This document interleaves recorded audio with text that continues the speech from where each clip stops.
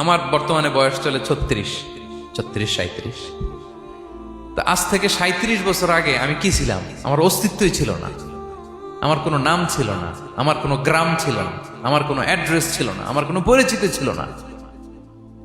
আজ থেকে আরো 37 বছর পরে একটু খেয়াল করেন তো, এখন তো 37, আরো 37 ধরেন বাঁচলাম। এরপরে আমি দুনিয়া দুনিয়া থাকবে, কিন্তু আমি নাই। আজকে কার জন্য আটকে আছে দুনিয়ার কাজ বলেন তো? আপনার দাদার জন্য, আপনার নানার জন্য? তো আপনাকে লাগে কেন? আপনাকে লাগে? লাগে না তো আমাকে। আমি দুনিয়া, একদিন কিছুই ছিলাম না। আল্লাহ বলেন, হাল আতা আলাল ইনসানি হিনুম মিনাদ দাহরি লাম ইয়াকুন শাইআম মাযকুরা। তুমি কিছু ছিলা, একটা সময় কিছুই ছিলা না, উল্লেখ করার মতো তুমি কিছুই ছিলা না। অস্তিত্বহীনের জগৎ থেকে তোমাকে আমি অস্তিত্ব আনলাম। তোমার বাবার পৃষ্ঠদেশ থেকে তোমার মায়ের গর্ভাশয়ে আমি তোমাকে ফেললাম। সেখানে আমি আল্লাহ তোমাকে একটু একটু করে তিলে তিলে বড় করলাম। 9 মাস 10 মাস পরে মায়ের পেট থেকে দুনিয়াতে তুমি আসলে। দেখেন তো, দুনিয়ায় আসার পরে আমাদের অবস্থাটা কি? কাপড় নাই, চোপড় নাই, এভাবে চলে আসছি। আসার পরে কেউ যদি মুখে খাবার তুলে দেয় তাইলে খাইতে পারি, হ্যাঁ? তাও লিকুইড খাবার, এদিক দিয়ে দিলে এদিক দিয়ে পড়ে যায়, খালি মুছতে হয়।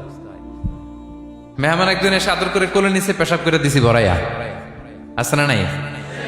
হয়েছে না এরকম? আদর করে একটা কোলে নিছেন, এখনই না ডায়াপার আসছে মিয়া। আজ থেকে 10 বছর আগে এগুলো ছিল নাকি? প্যাম্পাস ডায়াপার ছিল, এই কাঁথা টাতা নিয়ে কোলে নেওয়া লাগতো, এরপরে দিছে ওদিক দিয়ে জামা টামা ভিজে শেষ। ইভেন রাসূল সাল্লাল্লাহু আলাইহি ওয়াসাল্লামের কোলেও এরকম বাচ্চারা পেশাব করে দিছে, এরকম হাদিস আছে। আদর করে মায়েরা বাবারা আসলেই তো তার বাচ্চাকে রাসূল সাল্লাল্লাহু আলাইহি ওয়াসাল্লাম কোলে দিতেন, পেশাব করে দিতেন। তো কার কোলে উঠছে এটাও জানি না, পেশাব করে ভরাই দিচ্ছে। পেশাব পায়খানা করে সয়লাভ। লিকুইড দিলে খেতে পারি, শক্ত কিছু খেতে পারি না। এই তো আমি, এই তো আমার ক্ষমতা। একজন যে বললেন ক্ষমতার অহংকার, এই তো ক্ষমতাটা তো এতটুকু। এরপরে যখন জোয়ান হয়েছে, এখন তো জোয়ান, এখানে একটা ভূমিকম্প হইলে কি অবস্থা হবে বলেন তো জোয়ানদের? হ্যাঁ, কাঁপতে কাঁপতে সব শেষ। একটা ভূমিকম্প, একটা তুফান হলে ওটার বিরুদ্ধে দাঁড়াতে পারি না। একটা তুফান, রাস্তায় টায়ার পাংচার হলে লাফ দিয়ে উঠি। ক্ষমতা আমার নাকি ক্ষমতার অহংকার? কি দুর্বল আমরা, হ্যাঁ? কুকুর আমাদেরকে কামড় দিলে আমরা কুকুরের কামড়ও দিতে পারি না, ঠিক কিনা? মশা যে কামড়া, এটা ধরতে না পারলে কিছু করতে পারি? কামড় মাইরা দিছে দৌড়। বল্লা পোকা এটা যদি কামড় দিয়ে দৌড় দিয়ে কিছু করতে পারেন? তো কিসের ক্ষমতা আপনার? এরপর আবার যদি 70-80 বছর হায়াত পাই, আবার আগের মতো যেখানে বসি ওইখানেই ডাইরেক্ট, আছে না নাই? বয়স যখন 80 হয়ে যায় আর থাকে শরীরের কন্ট্রোল, আবার যেখানে বসে ওইখানেই পেশাব পায়খানা। খাবার দিলে খাইতে পারি, পিঠটা বাঁকা হয়ে কুজু হয়ে গেছে, এর নাকি আবার অহংকার সাজে? অহংকার সাজে? অহংকার সাজে একজনের, আওয়াজ করে বলতে হবে তিনি কে? 3 নম্বরে, অহংকার দাম্ভিককে আল্লাহ পছন্দ করেন না। প্রিয় ভাইরা, আল্লাহ বলেন কারুনের ঘটনাকে আল্লাহ এখানে এনেছেন। আল্লাহ বলেন, ইন্না কারুনা কানা মিন কওমি মূসা। কারুন ছিল মুসা আলাইহিস সালামের কওমের লোক, মুসা আলাইহিস সালামের কাজিন ছিল মূলত। কারুন নামে একজন সম্পদশালী ছিল। মিশরের রাজধানী কায়রো থেকে 100 কিলো দূরে ফাইয়ুম নামে একটা জেলা আছে, ওখানে তার বাড়ি ঘর। আমি দেখে এসেছি, কয়েকবার গিয়েছে। তো ফাবাগা আলাইহিম, সে মানুষের উপর চড়াও হলো। ওয়া আতাইনাহু মিনাল কুনুজি মা ইন্না মাফাতিহাহু লাতানু বিল উসবাতি উলিল কুওয়া। আল্লাহ বলেন, এই কারণকে আমি এত সম্পদ দিয়েছি, এত বেশি ছিল তার সম্পদগুলো যে সে আলমারির ভিতরে রাখতো। ওই আলমারির যে চাবি হইতো, এই চাবিগুলোরে ওজন করার জন্য, কাঁধে নেওয়ার জন্য 10 জন পেশি শক্তি পুরুষ লাগতো। আলমারি রাখার জন্য না, কি রাখার জন্য? আলমারি ভর্তি যে সোনা দানা গহনা, ওইটার যে চাবি, ওই চাবিগুলা বহন করতে একদল পেশি পুরুষ লাগতো, এত সম্পদ। তো তাকে এলাকার লোকেরা বলেছিল, খলালাহু কওমুহু লা তাফরাহ, হে কারণ তুমি গর্ব করো না। কারণ তাকে বলছিল মুসা আলাইহিস সালাম যাকাত দাও। সে বলতেছে, আমি যাকাত দিব কেন? এই সম্পদ তো আমার। ইন্নামা উতিতুহু আলা ইলমিন ইনদি, আমি আমার বুদ্ধি খাটায় এই সম্পদ কামাইছি, আমার সম্পদ আমি খাবো, আমি যাকাত দিব কেন? আল্লাহ বলেন, ইন্নাল্লাহা লা ইউহিব্বুল ফারিহিন। কারণ তুমি অহংকার করলে আমি আল্লাহ অহংকারকে বরদাস্ত করি না, অহংকারীদেরকে আমি আল্লাহ পছন্দ করি না। আমি অহংকারকে পছন্দ করি না, অহংকারকে আল্লাহ তাআলা পছন্দ করেন না। কি হয়েছিল কারণের নসিবে? আল্লাহ বলেন ফাখাসাফনা বিহি ওয়া বিদারিহিল আরদ ফামা কানা লাহু মিন ফিআতি ইয়ানসুরুনাহু মিন দুনিল্লাহ ওয়া মা কানা মিনাল মুনতাসিরিন। আল্লাহ বলেন সে যখন অহংকার দেখালো, আমি কারুনকে আর কারুনের সব সম্পদ মাটির ভেতরে দাবিয়ে দিলাম, মুহূর্তেই দাবিয়ে দিলাম। সহিহ বুখারীতে এসেছে ইয়াতাজালজালু ফিল আরদ, প্রতিদিন 1 বিঘত করে কারুন জমিনের ভিতরে যেতেই থাকবে, যেতেই থাকবে, যেতেই থাকবে কিয়ামতের আগ পর্যন্ত। আল্লাহু আকবার। কারণ অহংকার করেছিল। আল্লাহ বলে আমি অহংকারীদের পছন্দ করি না। সূরা লোকমানে আল্লাহ বললেন ওয়ালা তুসাঈর খাদ্দাকা লিন্নাস, মানুষ থেকে মুখ ফিরিও না। ওয়ালা তামশি ফিল আরদা মারাহা, জমিনে অহংকার ভরে হেঁটো না। ইন্নাল্লাহা লা ইউহিব্বু কুল্লা মুখতালিন ফখুর, আল্লাহ তাআলা অহংকারীদেরকে, দাম্ভিকদেরকে পছন্দ করেন না। এই যে আমি বলছি যে 7 শ্রেণীর লোককে আল্লাহ পছন্দ করেন না, এটা আমার মন গড়া বানানো কথা। প্রতিটি কথার পেছনে কোরআনের যুক্তি আছে। কোরআনে আল্লাহ তাআলা বলছেন আল্লাহ অহংকারীদেরকে পছন্দ করেন না। ইংরেজিতে কি বলে? ইগো আছে আমাদের, হ্যাঁ ইগো, এটা ছেড়ে ফেলতে হবে, অহংকার করা যাবে না। আমার প্রিয় ভাইয়েরা একটু মনোযোগী হন, এই আয়াতের তাফসীরটা একটু সংক্ষেপে বুঝিয়ে দেই। আল্লাহ তাআলা বলছেন ইন্নাল্লাহা লা ইউহিব্বু কুল্লা মুখতালিন ফখুর, আল্লাহ কোন মুখতাল আর ফাখুরকে পছন্দ করেন না। মুখতাল আর ফাখুর মানে কি? মুখতাল মানে যে অহংকার করে মনে মনে। কিছু লোক আছে ভিতরে ভিতরে নিজের বড় মনে করে, বাইরে বলে না বা বলার সাহস পায় না, কিন্তু ভিতরে ভিতরে ভাবে আমি কোন হনুরে, কি বলে আমি কোন, আমি তো বড়, আরে আমার চেয়ে বড় বেশি জানে নাকি কেউ, আমার চেয়ে কিছু পারে নাকি, আমি তো, কিন্তু এটা মুখ দিয়ে বলে না, ভিতরে ভিতরে আছে না নাই? এদেরকে আরবিতে বলে মুখতাল। কি বলে? মুখতাল। আরেকজন ফাখুর, সে শুধু ভিতরে না, এটা প্রকাশ্যে বলে বেড়ায়, এটা আরো ডেঞ্জারাস। ফাখুর সে আরো খারাপ, সে প্রকাশ্যে তার অহংকার প্রদর্শন করে, বলে বেড়ায় যে আমি বড়, আমি বড়, আমি বড়। এই আমি বড় কথাটাই সবচেয়ে ভয়ঙ্কর। আমি বড় কথাটাই সবচেয়ে ভয়ঙ্কর। নিজে যাকে বড় বলে বড় সে, লোকে যাকে বড় বলে বড় সে হয়। আমার প্রিয় পেনাঙ্গের ভাইয়েরা, নিজেকে বড় মনে করা এটা শয়তানের স্বভাব। কার স্বভাব? বিনয়ী হওয়া এটা নবীদের স্বভাব।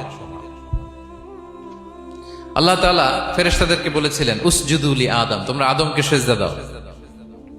ফাসাজাদাল মালাইকা কুল্লুহুম, সবাই সিজদা দিল ইল্লা ইবলিস, কে ছাড়া? ইবলিস ছাড়া। সে নিজেকে বড় মনে করেছিল, শয়তান। কিভাবে? সে লজিক খাটাইলো আল্লাহর সাথে। সে লজিক দিয়ে আল্লাহর বলে আল্লাহ ক্বালা আনা খায়রুম মিনহু, আল্লাহ আমি কেন সিজদা দেব, আমি তো আদমের চেয়ে শ্রেষ্ঠ, আমি বড়। আল্লাহ বলতেছে তুমি বড়, কেমনে বড়? শয়তান বলে খলাকতানি মিন নার, আপনি আমারে বানাইছেন কি দিয়ে? আগুন দিয়ে। ওয়া খলাকতাহু মিন তিন, আর আদমকে বানিয়েছেন মাটি দিয়ে। কি দিয়ে?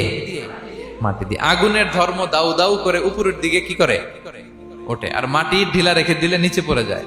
তো সে যুক্তি দিয়ে বলতেছে আল্লাহ ঊর্ধ্বগামী কোন জিনিস তো নিম্নগামী কোন জিনিসের কাছে মাথা নোয়াতে পারে? যুক্তি, মনে রাখবেন যুক্তি সব জায়গায় খাটে। আপনার অফিসের যে বস, মালয়েশিয়ান ভাষায় বসরে কি বলেন আপনারা? ওকে, তোকে। আপনার তোকে সামনে যে আপনি লজিক খাটাইলে হবে? বস যেটা বলে ওইটাই ফাইনাল। তো আল্লাহ তাআলা আদেশ করেছিলেন সেজদা করার। সে সেজদা করলেই ভালো করতো, কিন্তু সে যুক্তি দিল আল্লাহ আমি শ্রেষ্ঠ, তাকে বানাইছেন মাটি দিয়ে, আমারে বানাইছেন আগুন দিয়ে, আমি কেন মাথা নত, আমি বড়। আমি বড় বলার সাথে সাথে দৃশ্যপট পাল্টাই গেল। আল্লাহ বলে বের হ,